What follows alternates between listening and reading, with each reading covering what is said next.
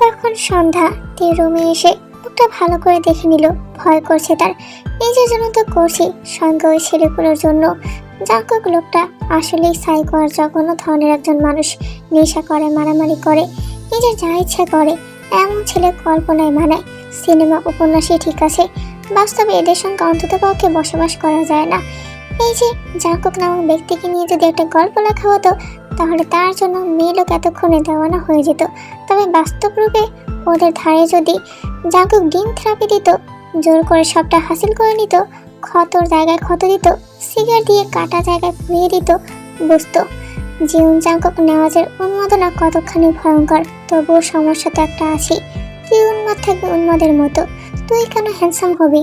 তোর থাকবে ভুঁড়ি। তোর কেন সিক্স প্যাক থাকবে? তুই কেন এত গুণী হবি? পাবলিক ভার্সিটিতে পড়বি? এত বড়লোক কেন হবি? এমন উন্মাদ হলে মেয়ে মানুষের চরিত্র তো রয়েছে হবি।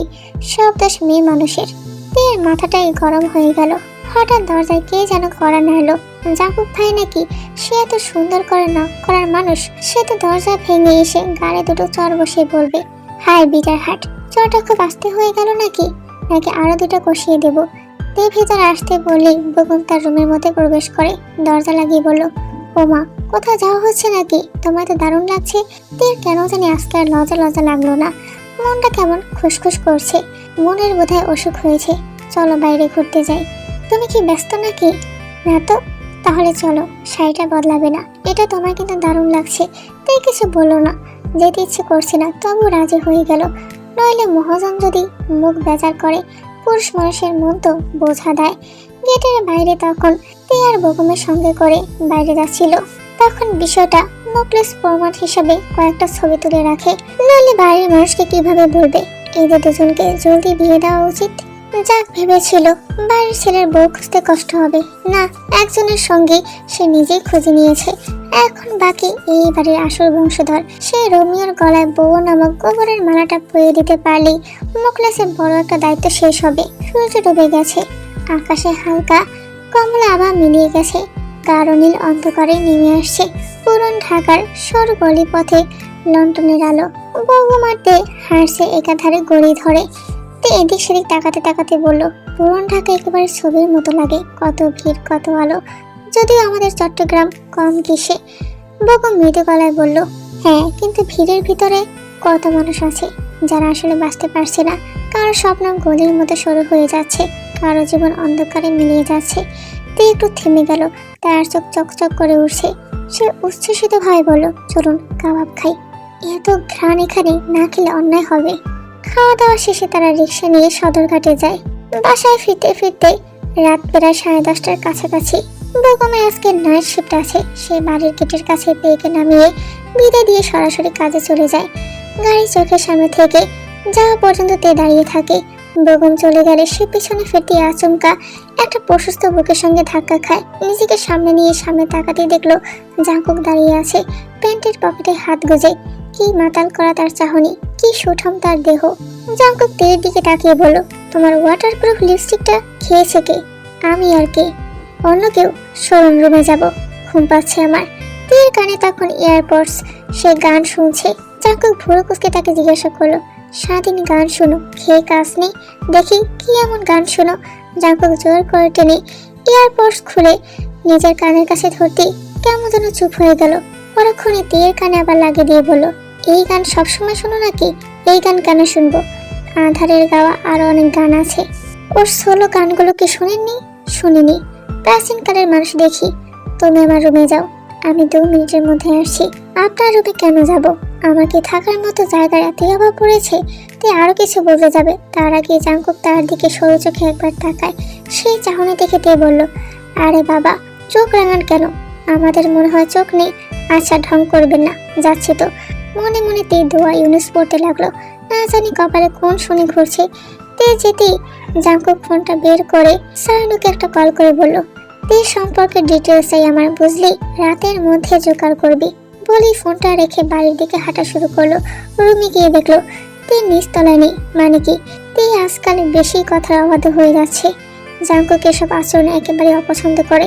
সে সিঁড়ি বেয়ে দোতলায় যেতেই দেখলো তে কর্নারের রুমের দরজা ধরে টানাটানি করছে। বিরক্ত হলো সে। তার ঘরে তেকে আসতে দিয়েছে, এটাই তো অনেক। এমন হাতাহাতি তো পছন্দ না। সে তেকে টেনে নিজের কাছে এনে বলল, এটা আমার বাড়ি, তোমার ভাতারের না, তাই এখানে ভদ্র মানুষের মতো শান্তশিষ্টভাবে থাকবে। নিজে তো অভদ্র একটা। বলে তে নিজের মুখ নিজে চেপে ধরলো। মুখ ফসকে খালি ভুলভাল বের হয়। যাও রুমে যাও, আমার অভদ্রতার সঙ্গে পরিচয় করাবো তোমায়। তে মুখ ভেঙচি কেটে ভিতরে চলে যায়। জাঙ্কুক দরজার হাতল ধরে টানতেই দেখলো তালা মারা, পাসওয়ার্ড দেওয়া। বদ্ধ দরজার আড়ালে যা আছে তা আড়ালেই থাক। জাঙ্কুক রুমের কাছে আসতেই দেখলো তে একটা পর একটা পাসওয়ার্ড দিয়ে যাচ্ছে তার বেডরুমের লকে। জাঙ্কুক আসতেই বলে উঠলো, হ্যাঁ গো জাঙ্কুক ভাই, আপনি অনেক বড় লোক তাই না, রুমে পাসওয়ার্ড ব্যবহার করেন? তো তোমার মতো ফকিন্নি নাকি? যাও উল্টো ঘুরো।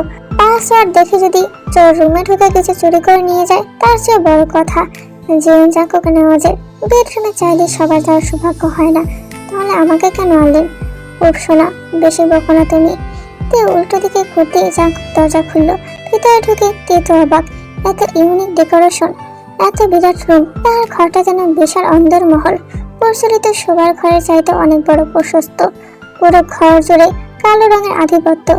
দেয়ালে গাঢ় কালো ওয়ালপেপার, যার উপর ঝলমলে সোনালি কারুকাজ আঁকা। ঠিক খাটের উপর বসিয়ে জাঙ্কুক শাওয়ার নিতে গেল। তে একটু বেশি অবাক, কারণ আজকের মতো ভণ্ডামি আর পাপ সে বিগত এতদিনে কখনোই করেনি। তবে আজকে জাঙ্কুক ভাই তাকে বকছেও না, মারছেও না। আল্লাহ জেনে ধরো না তো কবিরাজ কিংবা হুজুরকে ডেকে আনবে কি? তে নিজে পরিহিত কালো রঙের শাড়িটির দিকে তাকালো। এই ঘরের একটা অংশ মনে হচ্ছে এখন তাকেও।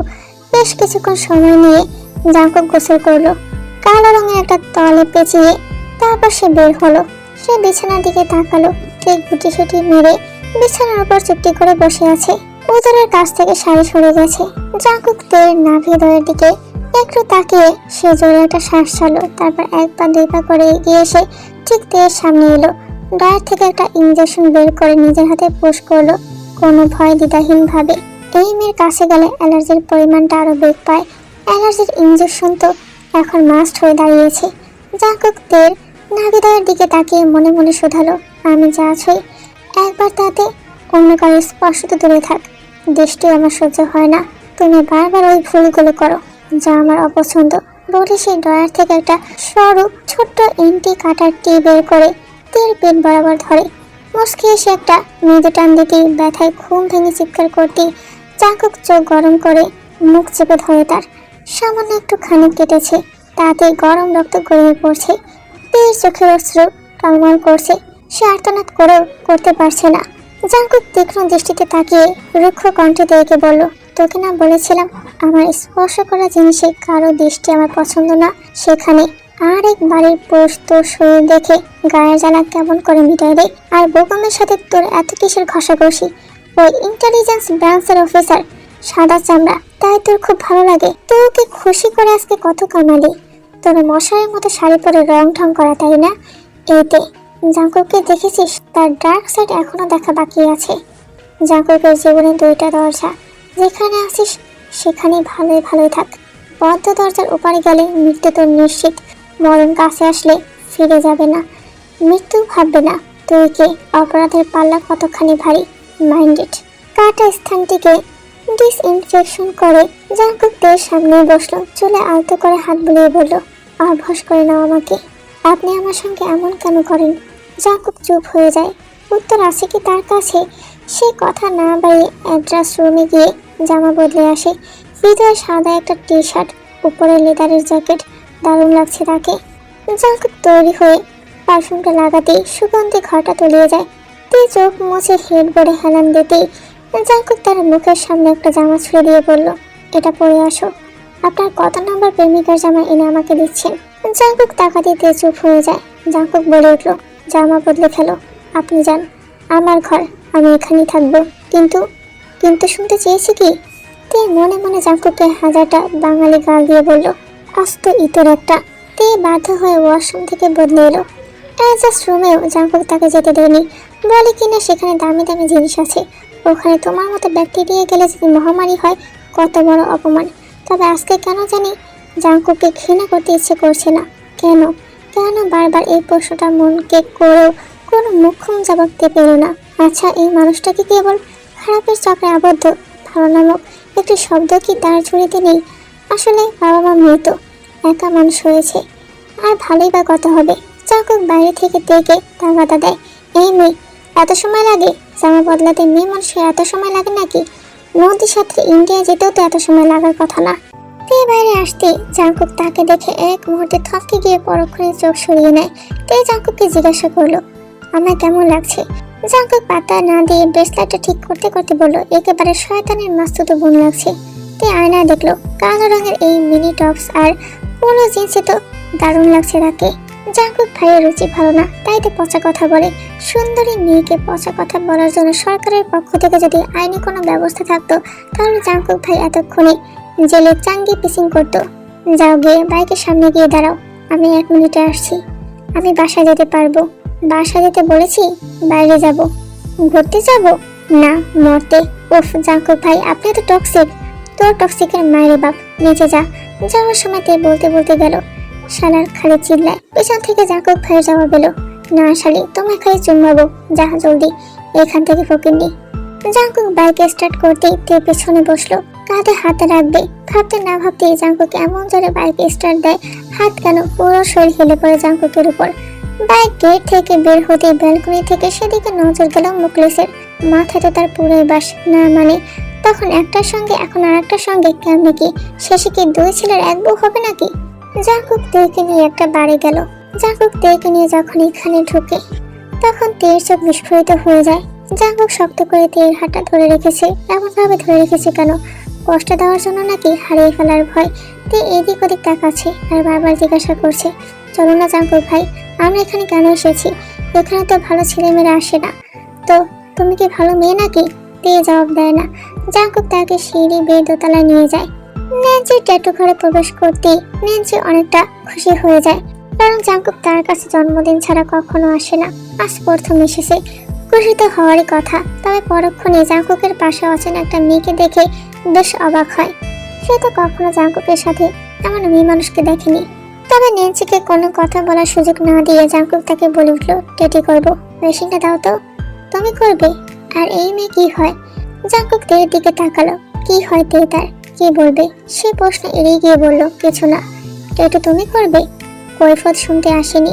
ন্যান্সি কথা না বাড়িয়ে মেশিনটা জাঙ্কুকের হাতে তুলে দেয়।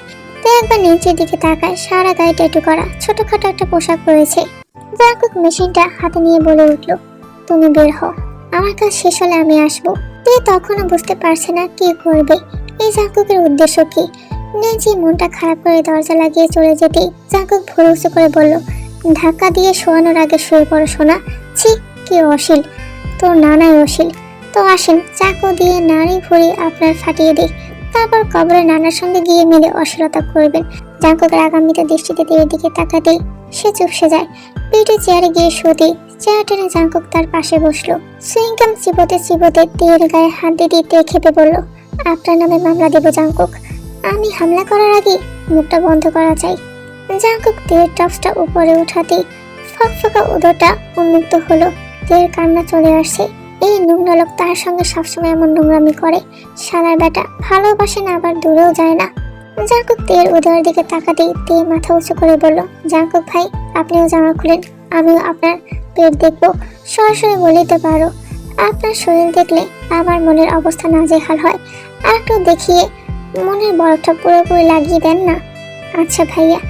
এই, তুই আমাকে ভাই বলে ডাকবি না, তোর আমার বোন হওয়ার কোনো যোগ্যতা নেই। জাঙ্কুকের বোন নেই আর থাকবেও না, মাইন্ডেড। তো কি ভাতা ডাকবো? তে চুপ হয়ে গেল। তবে জাঙ্কুক মেশিনটা হাতে নিতেই সে চেঁচিয়ে উঠল, ভাতার, তুমি আমার পেটটা ফুটো করে দিও না। মানে জাঙ্কুক খালু।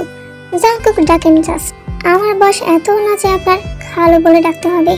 জাঙ্কুক শেষবার তের উদরের দিকে তাকিয়ে বলে উঠল, একটু কষ্ট হবে, ব্যথাও পাবে, কিন্তু আমি থামবো না। যদি বেশি কষ্ট হয় তাহলে আমার হাতটা শক্ত করে চিপে ধরে বিটার হাট। আমি ট্যাটু করবো না। করবে কি করবে না শুনতে চাইনি বলি জাঙ্কুক উদরের ক্ষতর দিকে চাইল। আলতো করে ছুতেই ব্যথায় তে চোখ বুঝে নিয়ে জাঙ্কুক তাকে বলে উঠল, উঠে বসো, আর বসে চুলগুলো সুন্দর করে সামনের দিকে নাও ফার্স্ট। জাঙ্কুক তার ঘাড়ের মধ্যে ছোট্ট করে বাটারফ্লাই প্রজাপতি ট্যাটু করে দেয়। করার সময় তে ব্যথায় জাঙ্কুকের বাম হাতটা শক্ত করে চেপে ধরে রেখেছিল। জাঙ্কুক হাতের দিকে তাকিয়ে বাধা দেয় না, বরং তার ঠোঁটের কোণে হাসির রেখা প্রতিফলিত হচ্ছে। আয়নার সামনে দাঁড়িয়ে পিছন ফিরে তে বারবার ঘাড়ের কাছের বাটারফ্লাই ট্যাটু দেখার চেষ্টা করছে। যখন ভালো করে দেখতে পেল তখন নিজেই অবাক হলো। না, ভালোই তো দেখতে হয়েছে। নিজেকে বড়লোক বড়লোক লাগছে, মনে হচ্ছে সে একটা ফুল, আর তাই তার উপর প্রজাপতি এসে বসেছে। কাজ শেষে জাঙ্কুক তেকে নিয়ে নিচে এলো। জাঙ্কুকের হঠাৎ জোরে একটা কল আসে। সে সাইডে গিয়ে সাইনের ফোনটা তুলেই বলে উঠলো, কিরে কোনো সমস্যা? আরে ভাই, তোর বাইক রেস আছে, তুই কই? মানে কি, ক্যান্সেল করতে বলেছিলাম না? বাজে ধরে ফেলেছি, কিছু করার নেই। জাঙ্কুক ফোনটা কেটে দেয়। তের কাছে এসে তার মুখটার দিকে তাকায়। ঠিক হয়ে যাবে সোনা, মলম লাগিয়ে দিব। তে অবাক হয়ে রইল, জাঙ্কুক ভাই একটা ভালো করে কথা বলছে, তা আবার তার সঙ্গে। আসলে জাঙ্কুক ভাইয়ের কি দুইটা রূপ, এই ভালো এই খারাপ। সে মানুষটাকে তো এখনো চিনতে পারছে না। এই বহুরূপী মানুষটাকে আজকাল একটু বেশি জানতে ইচ্ছে করছে। জাঙ্কুক নেন্সিকে রুমে ডেকে আনে। যাওয়ার সময় বলে যায়, ডেকে রেখে গেলাম তোমার কাছে, ওর যদি কোনো ক্ষতি হয় পরের জানাজাটা আমি তোমার করব। নেন্সি বেশ অবাক হচ্ছে, কিন্তু তার বিষয়টি বুঝতে বাকি রইল না। এত বছর ধরে সে অপেক্ষা করলো, আর শেষে কোথাকার একটা মেয়ের জন্য তার জানাজা পড়াবে বলছে জাঙ্কুক। জাঙ্কুকের কি হলো? জাঙ্কুক কিছুতেই সে ব্যতীত কারো প্রেমে পড়তে পারে না। তে তখনও চরম খুশি। সে এসব কখনো দেখেনি। জাঙ্কুক তাকে এখানে রেখে যায়। যাওয়ার সময় বলে, কিছুক্ষণের মধ্যেই তোমায় এসে নিয়ে যাব, ভালোভাবে থাকবে কিন্তু। এসে যেন কোনো রিপোর্ট না শুনি। তে কি বাচ্চা মেয়ে নাকি যে তাকে এভাবে বলবে? কি ঢং করে জাঙ্কুক ভাই। যাক, ভালোই হয়েছে, একা একা বড় লোকে কারবার করে দুনিয়া উদ্ধার করে ফেলবে এই তে। তে দৌড়ে গিয়ে আগে দুটো রিস্কির বোতল তুলে হাঁটা শুরু করে। নেন্সি তাকে বলে উঠলো, তুমি নেশা করো? না, জাঙ্কুক ভাই করে, তার জন্য নিয়েছি, সে আসলে তাকে দেব। বাহ, এত ভালোবাসা! তে বুঝতে পারছে না কি বলবে। আসলে কি এত ভালোবাসা? সে ভালোবাসে জাঙ্কুক ভাইকে? কই না তো।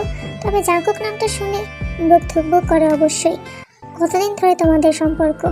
তীর বুঝতে বাকি রইল না এই নেন্সি নামক মেয়েটা যে জাঙ্কুক ভাইকে পছন্দ করে। তাই তীর মাথায় দুষ্ট বুদ্ধি চেপে বসলো। সে মুস্কি হেসে মেয়েটিকে বলল, কেন জাঙ্কুক সোনা পাখি, তোমায় এসব বলেনি? নেন্সির ভীষণ রাগ হলো। সে আর কথা বলল না। রুম থেকে বের হতেই তে সুযোগ পেয়ে মদের বোতলগুলো গট গট করে পান করলো। জাঙ্কুক ভাই খাবে এসব, তাই আগেই চেক দেওয়া প্রয়োজন। যদি খেয়ে তার শরীর খারাপ হয় কিংবা পেট ছুটে, তবে খেতে খেতে যে কবে পুরোটা শেষ করে চোখের সামনে সর্ষে ফুল দেখলো তা খোদাই ভালো বলতে পারবেন। তের কোনো হুঁশ নেই। সে মাথাল হয়ে পড়ে আছে মেঝেতে। কেউ একজন গালে হাত রাখতেই নেশাগ্রস্ততে বলল, জাঙ্কুক ভাই আপনি এসেছেন? ও পাশ থেকে কোনো জবাব এলো না। তবে কেউ একজন বাজেভাবে তার স্পর্শকাতর স্থানে হাত ছোঁয়াতে তে এবার চোখ মেলে তাকালো। ঝাপসা চোখের সামনে দেখলো জাঙ্কুক নয়, অন্য কেউ। এই লোককে সে চেনে না। ছেলেটি তের গায়ে হাত দিতে যাবে, তার আগে পেছন থেকে কেউ একজন এসে তার শার্ট ধরে টেনে তের উপর থেকে সরায়। পেছন ফেরতেই ছেলেটি আবিষ্কার করলো জাঙ্কুক। ছেলেটি কথা বলার কোনো সুযোগ পেল না। তার আগে একের পর এক ঘষে তার মুখের উপর লিপটি দিল জাঙ্কুক। তের তখনও মাথায় কাজ করছে না। চোখের সামনে একটা ছেলে কি ভয়ানকভাবে মার খাচ্ছে, কিন্তু সে মার খাওয়ারই যোগ্য। জাঙ্কুক আত্মরা ছেলেটিকে ঠিক করে বসিয়ে তের দিকে তাকিয়ে বলল, তে জাস্ট কিল হিম। তে সাহস পেল। এবার বুক ভরা সাহস নিয়ে উঠে সে ওই ছেলের জায়গা মতো একটা মারতেই ছেলেটা আর্তনাদ করে ওঠে। জাঙ্কুকের সেই চিৎকার বিরক্তিকর লাগছে, তাই মুখটাও সে চেপে রাখলো। কাজ শেষ হতেই তে বলে উঠলো, এবার ছেড়ে দিন, মরে যাবে, ওর তো মরে যাওয়াই উচিত। কত বড় সাহস তোমার গায়ে হাত দিতে যায়, হাত যদি কেটে কাঁধে না ঝুলাই। তে জাঙ্কুকের হাত ধরে অনুরোধ করতেই জাঙ্কুক তের দিকে তাকালো। জাঙ্কুক একটা দীর্ঘ শ্বাস ফেলে ছেলেটিকে ধাক্কা দিয়ে ফেলে দেয়। ছেলেটি কোনো মতে উঠে সেখান থেকে যেতেই দরজার সামনে এসে নেন্সি দাঁড়ালো। পরিস্থিতি দেখে জিজ্ঞাসা করলো, কি হয়েছে? জাঙ্কুকের শরীর ঘেমে একাকার। লেদার জ্যাকেট খুলে ফেলেছে। এক মুহূর্তে স্থির থেকে বাস পাখির মতো দ্রুত বেগে সে উঠে নেন্সির গলা চেপে ধরলো। তের এখন সত্যিই ভয় করছে। নেন্সির গলা চেপে ধরে সে বলল, কি হয়েছে শালি, তুই জানিস না? তোকে বলেছিলাম না তের দিকে নজর রাখতে? তে উঠে এসে জাঙ্কুকের হাত ধরে বলল, ছেড়ে দেন জাঙ্কুক ভাই, ছাড়ুন। জাঙ্কুক নেন্সিকে ছেড়ে দিতেই সে যেন হাফ ছেড়ে বাঁচলো। একটু আগে ইচ্ছে করে ওই ছেলেটিকে তে রুমে পাঠিয়েছিল তেকে বদনাম করার জন্য জাঙ্কুকের চোখে, কিন্তু কি থেকে কি হয়ে গেল। জাঙ্কুক তের কথায় নেন্সির গলা ছেড়ে দিতে সে নিজেকে সামলাতে না পেরে পড়ে গেল। নেন্সি জাঙ্কুকের এই আচরণে অবাক হয়নি, অবাক হয়েছে জাঙ্কুক তের কথা শুনে তার গলা ছেড়ে দিয়েছে এই কারণে কি করে সম্ভব এটা? তে আহামরি সুন্দর না, আর 5টা মেয়ের মতোই। তাহলে কেন জাঙ্কুক তের কথা শুনলো? কেন? জাঙ্কুকের মুডটা হ্যাপি ছিল, এখানে এসে সব শেষ। বাইক রেসে আজকেও সে জিতেছিল, কিন্তু এখানকার কাণ্ড দেখে সব নষ্ট হয়ে গেল। তে তখনও চলার অবস্থায় নেই। জাঙ্কুক তের হাতে তার লেদার জ্যাকেটটা দিয়ে তাকে আচমকা করে তুলে বলল, জ্যাকেটটা বুকের উপর নাও। শরীর বেশি খারাপ লাগছে? জাঙ্কুক ভাই, বমি আসছে আমাকে নামিয়ে দেন। আপনার গায়ে বমি করে দেব, আমার আপত্তি নেই। একবার কেন, যতবার ইচ্ছে বমি করতে পারিস, আমি ম্যানেজ করে নেব। আগে তোমার ঠিক হওয়া প্রয়োজন। কেন যে সব খেতে গেলে? তে কিছু বললো না, বলতে সে অনেক কিছুই চায়, বলতে আর পারছে কই। জাঙ্কুকের বুকে মুখটা গুঁজে দিল, ক্লান্ত সে, শরীর ভালো লাগছে না, এটাই বোঝাতে চাইছে। লঞ্চের ছাদে রাতের আবহাওয়াটা অন্যরকম হয়ে উঠেছে। চারপাশে অন্ধকার নদী, শুধু ঢেউয়ের টুপটাপ শব্দ, আর মাঝে মধ্যে দূরে জেলেদের হুঁশিয়ারি ডাক ভেসে আসছে। ছাদের চারপাশে টিউবলাইটের ক্ষীণ আলো, তবে সেই আলো যেন রাতের ঘোর কাটাতে পারে না, বরং অন্ধকারে আরো রহস্যময় করে তোলে। মৃদু বাতাসে তের চুল উঠছে। জাঙ্কুক নীরবে তাকিয়ে আছে তার দিকে। দুজনের চোখের ভাষায় যেন হাজারো অজানা কথা, অথচ ঠোঁট দুটো নীরব। তের শরীর এখন ভালো লাগছে, বমি করার পর হালকা হয়েছে, যদিও বমি জাঙ্কুকের গায়ে করেনি। জাঙ্কুকের জ্যাকেটটা তের গায়ে জড়ানো। দূরে কোথাও লঞ্চের সাইরেনের হালকা আওয়াজ ভেসে এসে আবার মিলিয়ে যাচ্ছে নদীর নিস্তব্ধতায়। তে সেদিকে তাকিয়ে আছে। জাঙ্কুক ভাই বলল বলেই এই রাতের বেলা লঞ্চ ভ্রমণ, ভোরে আবার লঞ্চ ফিরে আসবে, তারাও তখন বাড়ি ফিরবে। রাতটা আজকে এভাবেই নদীর দিকে চেয়ে চেয়ে কেটে যাবে। ভালোই লাগছে তের। তে হাতের আঙুল দিয়ে ছাদের রেলিং আঁকড়ে ধরে মৃদু স্বরে বলল, জাঙ্কুক ভাই, এই নদীর দিকে তাকালে মনে হয় সবকিছু গভীর আর সীমাহীন। আচ্ছা, মানুষের জীবন, ভালোবাসা সবকিছুই কি এমন অনন্ত আর রহস্যময়? জাঙ্কুক চোখ রাখলো নদীর জলের দিকে। নদীর মতো মানুষের জীবনও বয়ে চলে, স্রোত থামে না। ভালোবাসা যদি থাকে সেটাও বয়ে চলে, ভাঙন আসে তবুও থেমে থাকে না। তে হালকা হাসি দিয়ে বলল, তবুও মনে হয় ভালোবাসা নদীর কালো জলের মতোই ভয়ঙ্কর। বাইরে থেকে শান্ত, কিন্তু ভেতরে তল খুঁজে পাওয়া যায় না। ভয়ঙ্কর হতে পারে তখনই যখন তাতে মায়া থাকে না। সত্যিকারের ভালোবাসা আসলে ভয় নয়, নিশ্চয়তা দেয়। কাফনের কাপড়ের মতো জড়িয়ে ধরে। তে চমকে তাকায়। কাফনের কাপড়ের মতো? হ্যাঁ, মানুষ মরলে তাকে শেষবার ওই কাফনের কাপড়ে জড়িয়ে রাখে। পৃথিবীর কোনো সম্পর্ক, কোনো সম্পদ, কোনো অর্জনই সঙ্গে যায় না, শুধু সেই সাদা কাপড়। তাহলে আপনি কেমন ভালোবাসা চান? জাঙ্কুক কেমন ভালোবাসা চায়? খুব কঠিন প্রশ্ন। সে নদীর জলের দিকে তাকিয়ে জবাব দিল, আমি চাই আমার ভালোবাসা ওই কাফনের কাপড়ের মতোই হোক। শেষ পর্যন্ত তার মায়া আমার প্রেয়সীর হৃদয়ে জড়িয়ে থাকুক। সেই হবু প্রেয়সী যদি কখনো এমন প্রশ্ন করে, আপনি কি বলবেন তখন? জাঙ্কুক তের চোখে চোখ রাখলো, তারপর বলে উঠল, কাফনের কাপড়ের মতো জড়িয়ে ভালোবাসবো, এমন ভালোবাসা যা নিঃশ্বাস পর্যন্ত বিচ্ছেদ নেই। আজকে তে বারংবার একটা যত্নশীল মানুষকে আবিষ্কার করছে। আচ্ছা, এমন তো নয় তার খারাপ আচরণের পিছনে কোনো ভয়াবহ অতীত আছে? তে তখন ঠান্ডা লাগছে। জাঙ্কুক তাকে বলল, কিছু চাই তোমার? ঠিক আছো? আমি ঠিক আছি, আমার কিছু চাই না, কিন্তু আমার তো তোমাকে চাই, মেয়েটা স্বরে বলল জাঙ্কুক। কিছু বললেন নাকি? ওহো, এখানে অনেক ঠান্ডা তাই না? তোমার কষ্ট হচ্ছে, চলো কেবিনে যাই। না না, এখানে থেকে এই ঠান্ডার মধ্যে আমি বরবাদ হব জাঙ্কুক ভাই। আমি তো অলরেডি তোমার তরে বরবাদ হয়ে গেছি। মানে? জাঙ্কুক তের হাতটা টেনে ধরে চলতে চলতে বলল, যেই হারে বিচ্ছু মেয়ে তুমি, আমায় জ্বালাচ্ছ। প্রশ্ন করে করে বরবাদ না হয়ে উপায় কই? চলো নিচে চলো। তে মুখটা ভেঙচি কাটলো, জবাব দিল না, কেবল তারে তাল মিলিয়ে তার এই হাড়ে বজাত জাঙ্কুক ভাইয়ের সঙ্গে হাঁটা ধরলো। বাসা আসার পর তের মনটা ছটফট করছে, কিছু তার আর ভালো লাগছে না। কারো কথা মনে করতে ইচ্ছে করছে না। চোখের সামনে বারবার শতবার একটি মুখে ভাসছে। রাতে বলা প্রতিটি কথা কানে কেউ যেন ফিসফিস করে আওড়াচ্ছে। এভাবে কি ভালো থাকা যায়? মন বলছে জাঙ্কুক ভাইয়ের মধ্যে অন্যরকম কিছু একটা আছে। মন কেন বারবার চুমুকের মতো জাঙ্কুকের দিকে টেনে নিয়ে যাচ্ছে। এসব কিন্তু ঠিক হচ্ছে না, একেবারেই ঠিক হচ্ছে না। বাসায় আসার পর সারাটা দিন কেমন যেন মনটা বেকুল বেকুল লেগেছে। কি নেই এমন একটা মনে হচ্ছে। যখন মনকে জিজ্ঞাসা করলো, মন বললো জাঙ্কুক ভাই নেই। ধ্যাত, এমন তো কারোর জন্য অনুভব হয়নি। এখানে এসেছে ঠিক করে পড়ালেখা করতে, কিন্তু ওই পড়ালেখা বাদে সব হচ্ছে যা না হওয়া উচিত, সে সকল কিছু হচ্ছে। রুমের মধ্যে অনেকক্ষণ এভাবে বসে ছটফট করে অবশেষে তে না পেরে সুন্দর করে তৈরি হলো। সুন্দর একটা জামা পরে সাজলো, ওই যে গত রাতে জাঙ্কুক ভাই তাকে একটা জামা দিয়েছিল না, সেখানে এখনো পারফিউমের গন্ধ লেগে আছে। তে নাকের কাছে গন্ধ নিয়ে শুকলো, তারপর জামা রেখে 1 পা 2 পা করে নিচে নেমে হাঁটা শুরু করলো জাঙ্কুকের হাউস ওয়াইফ লাভের দিকে। এই লোকের বাড়ি নাম এমন, নিজের নামটাও এমন, তাও বলবে ভিতরে নাকি প্রেম ভালোবাসা নেই, ওইসব নিয়ে নাকি তার কোনো ধারণা নেই। তে জাঙ্কুকের রুমের কাছে যায়, দরজাটা খোলাই আছে। টুক করে ভেতরে প্রবেশ করে সিঁড়ি বেয়ে দোতলায় জাঙ্কুকের রুমের সামনে দাঁড়িয়ে কিছুক্ষণ ভাবলো। দরজাতে পাসওয়ার্ড মারা থাকে, আসতেও কি আছে। আল্লাহর নামে দরজা খুলতেই তে চিৎকার করে ওঠে, আল্লাহ, জাঙ্কুক ভাই আপনার লজ্জা নেই? জাঙ্কুক জলদি প্যান্টটা উপরে তোলে, ভাবলে সিনভাবে বলে, কারো রুমে আসলে নক করতে হয়। এখন প্রাকৃতিক দৃশ্য দেখে কেমন মজা লাগলো। কি যে বলেন জাঙ্কুক ভাই, দেখার আর সুযোগ করে পেলাম। নিশ্চিত ব্র্যান্ডের জিনিস পরেছেন, কেন তুমি পরবে নাকি? চাইলে ট্রাই করতে পারো সোনা। না জানো, তোমারটা তুমিই পরো, তুমি পরবে আর আমি সেই দৃশ্য দেখবো, তাতেই আমার চলবে। জাঙ্কুক ভুরু কুঁচকে টাকা দিতে চুপসে যায়। তাই পারফিউমের বোতলে হাত দিতে জাঙ্কুক বলে উঠল, 1,20,000 ওইটা। আগামী 5 বছর নেওয়াজ বাড়িতে কামের পেটে সকল কাজ করলেও তো ওই টাকা উসুল হবে না। এত বড় অপমান না করলেও পারতেন। যেও জাঙ্কুক নেওয়াজের আবার ছোট জিনিসে পোষায় না। তে লজ্জায় মুখে হাত দিতেই জাঙ্কুক মুখটা কুঁচকে বলে উঠল, তে শরীর সুস্থ আছে, চলো ডাক্তারের কাছে যাই। মনের অসুখ ডাক্তারের ওষুধে ভালো হবে না গো জাঙ্কুক ভাই, তাহলে ঝাড়ু এনে ঝাঁটা বাড়ি দেই। জাঙ্কুক ভাই বলো শোনা, আচ্ছা এখন আমি আসি, অনেক কাজ আছে। তে মুখ বাঁকিয়ে চলে যেতে নিয়ে মনে মনে শুধায়, একবার জিজ্ঞাসা করুন কোথায় যাচ্ছি, থামতে বলুন জাঙ্কুক ভাই।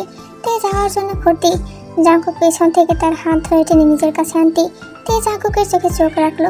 কেমন যেন অন্যরকম অনুভূতি হলো তার। জাঙ্কুক তেয়ে চলে হাত বুলিয়ে নাকের কাছে নিয়ে চোখ বন্ধ করে গন্ধ শুকলো, তারপর বলল, কোথাও যাওয়া হচ্ছে? জাহান্নামে। ওখানে তোমায় একা ছাড়ে কি করে? তাহলে চলুন। ঠিকানা প্লিজ? বাংলা বাজার বইয়ের দোকান। বই কিনতে যাবে? আমার কাছে সব বই তো আছে, এখান থেকে নিয়ে পড়তে পারো। উপন্যাসের বইয়ের কথা বলছিলাম। টাকা আছে? আচ্ছা, টাকা লাগবে না। যে জাঙ্কুক নেওয়াজ তো নিজে একটা টাকার গোডাউন, সেই না হয় তোমার সঙ্গে যাবে। আপনি যাচ্ছেন? যাই, যদি কারো উপকার আসতে পারি। তবে বদলে কি দেবে? যা আপনার খুব দরকার। কি দরকার? জাঙ্কুক আরো কিছু বলার আগেই তে পা উঁচু করে জাঙ্কুকের শার্টের কলার টেনে তাকে নিজের কাছে নিয়ে আসে। অধরে মুহূর্তে এঁকে দেয় ভালোবাসার পরশ। ভালোবাসার উষ্ণতা হারিয়ে যায় সে। জাঙ্কুক তাকে শক্ত করে চেপে ধরে, অধরে হাত রেখে টেনে নেয় বুকে। এই আমার কি দরকার বিজয় হাট? তের মুখের সামনে জাঙ্কুক তুড়ি বাজাতে হুঁশ ফিরল তার। এই মেয়ে, মুখে কয়েক কেজি লাল রং লাগিয়েছো, নিশ্চিত কম দামি ভেজাল প্রোডাক্ট, নইলে মুখ কেমন লাল হচ্ছে কেন? তে ভালো করে জাঙ্কুককে দেখলো, তার মানে কিছুই হয়নি তাদের মাঝে। ছি, কি বাজে কল্পনা ছিল। জাঙ্কুক ভাই জানলে কি হবে? কি লজ্জা, কি লজ্জা। বাংলা বাজার বইয়ের অদ্ভুত নগর কেন্দ্র, যেখানে বইয়ের পাহাড় মানুষ গড়া নগরের কোলাহলকে স্নান করে দেয়। দিনের প্রখর রোদে ধাতব ছাদের নিচে উষ্ণতা জমে উঠেছে। তে বই দেখছে, দাম কষাকষি করছে। জাঙ্কুক তাকিয়ে আছে তার দিকে, কি ভাবছে কে জানে, কিন্তু তের এখন সেসব দেখার সময় নেই। জাঙ্কুক ভাই বলেছে বই কিনে দেবে, টাকা তো তার পকেট থেকে যাচ্ছে না, যাচ্ছে তো জাঙ্কুক নেওয়াজের পকেট থেকে। তাতে কি? তবে একটু পর পর আবার অনেক কিছু মনে হচ্ছে। এই যেমন জাঙ্কুক ভাইয়ের টাকা ইন ফিউচারে তো আরো টাকা হতে পারে। তে এক হাতে নীল শাড়ির আঁচল সামনে, অন্য হাতে বইয়ের পাতা উল্টাচ্ছে।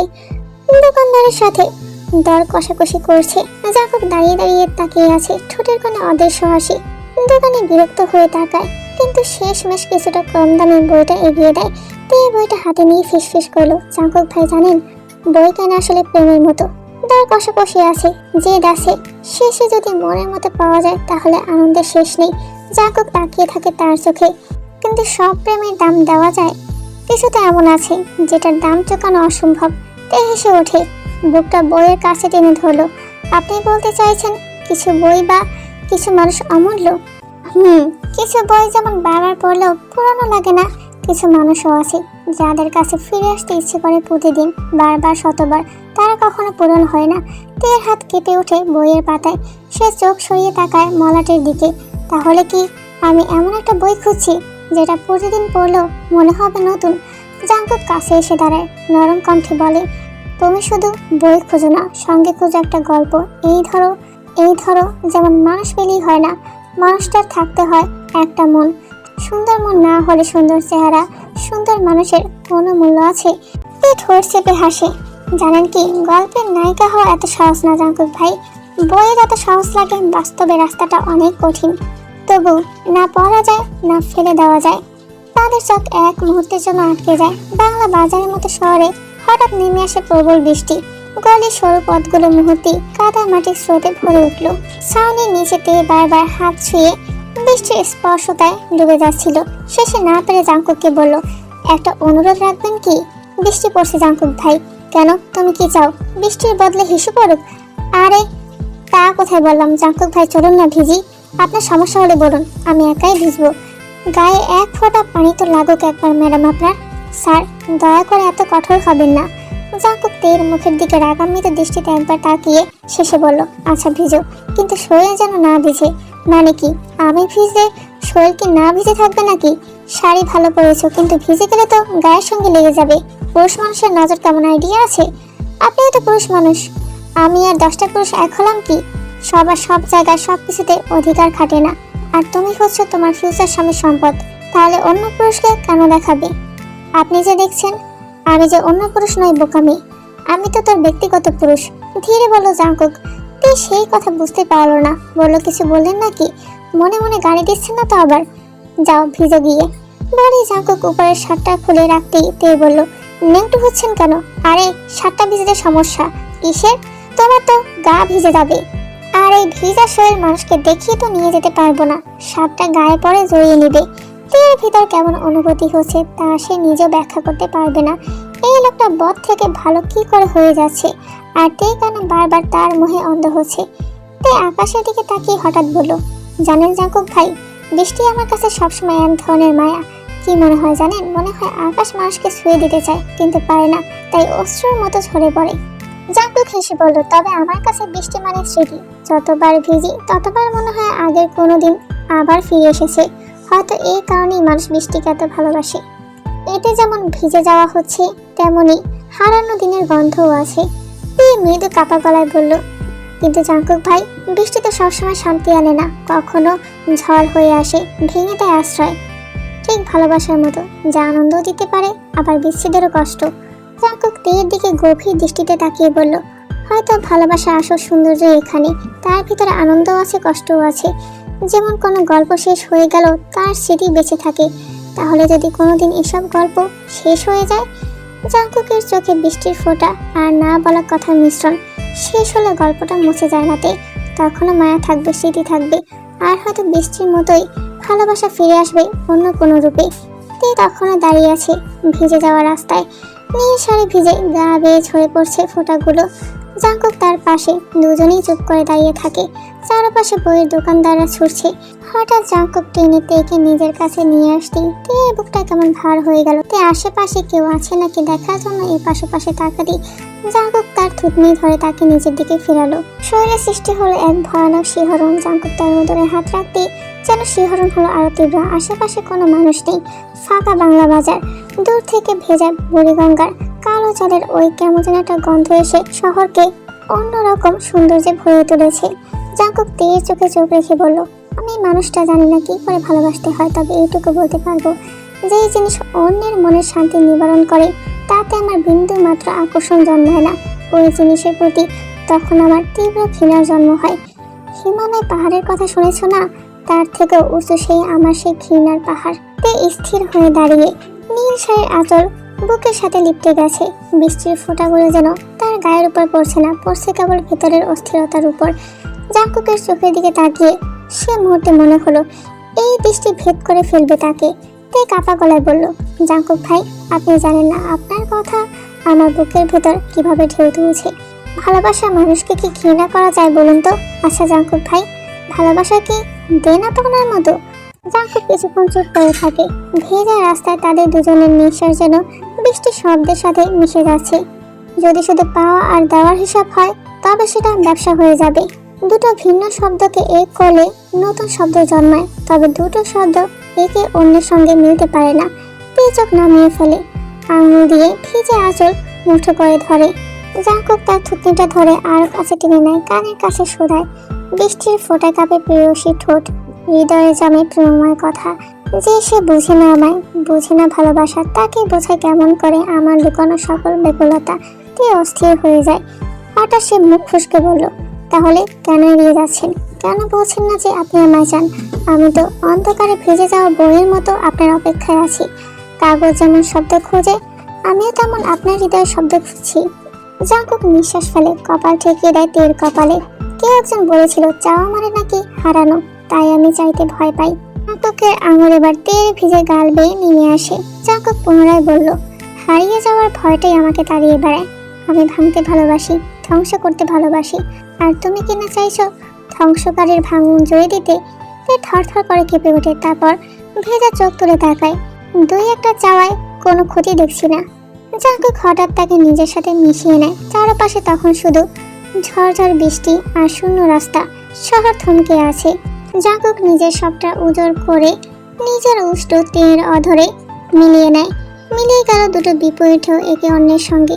হারিয়ে গেল দুটো আত্মা শত ভিন্নতাতেও একত্র হয়ে। আর আজকের পর্বটি এই পর্যন্তই। পরবর্তী পার্টের জন্য বেশি বেশি করে কমেন্ট করে জানাও।